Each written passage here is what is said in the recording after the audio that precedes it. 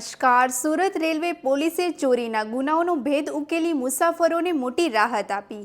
GRP અને એલસીબીની સંયુક્ત કાર્યવાહીમાં ચોરાયેલા 300 સોનાના બિસ્કિટ અને 58 મોબાઈલ ફોન સહિત કુલ રૂપિયા 56.99 લાખનો મુદ્દામાલ રિકવર કરવામાં આવ્યો, જેમાં રૂપિયા 45 લાખના સોનાના બિસ્કિટ અને રૂપિયા 11 લાખથી વધુ કિંમતના મોબાઈલ તેમના મૂળ માલિકોને તેરા તુજકો અર્પણ કાર્યક્રમ હેઠળ પરત સોંપવામાં આવ્યા. પોલીસે આરોપીની ધરપકડ કરી વધુ તપાસ હાથ ધરી. વધુ સમાચાર માટે જોડાયેલા રહો આરપી ગુજરાત ન્યૂઝ, રાજકોટ. મારું નામ કાંતિલાલ બી મહેતા છે. હું પાલનપુરથી સુરત આવતો હતો.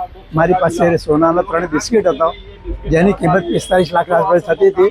હું સુરત સ્ટેશને ઉતર્યો ત્યારે લિફ્ટની અંદર કોઈ બદમાશે મારું ખિસ્સું કાપી લીધું અને બિસ્કિટ ચોરાઈ ગયા. જેની મને જાણ થતો મેં રેલવે પોલીસમાં જાણ કરી.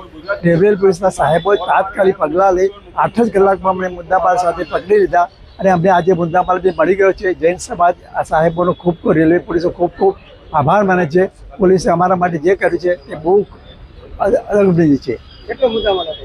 45 લાખનો માલ હતો અને 3 બિસ્કિટ હતા, તેનું 300 ગ્રામ વજન હતું. આજે સુરત રેલવે પોલીસ ડિવિઝન ખાતે તેરા તુજકો અર્પણનો કાર્યક્રમ રાખવામાં આવેલું છે. એમાં ગત માસ ચોરાયેલો 45 લાખ જેટલું મુદ્દામાલનું સોનું અને 67 જેટલા ફોન, જેની કિંમત આશરે 12 લાખ થાય છે. ટોટલ 57 લાખ જેટલું મુદ્દામાલને આજે પરત કરી રહ્યા છે.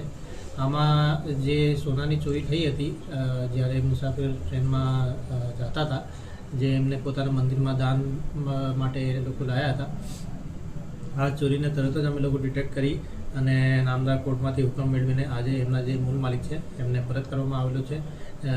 અને એમાં ખૂબ જ ખુશીની લાગણી પણ અમે જોવા મળી છે. અને એના સિવાય 67 જેટલા ફોન જે છે એ પણ અમે લોકોએ તેરા તુજકો અર્પણ હેઠળ આજે પરત કરી રહ્યા છીએ.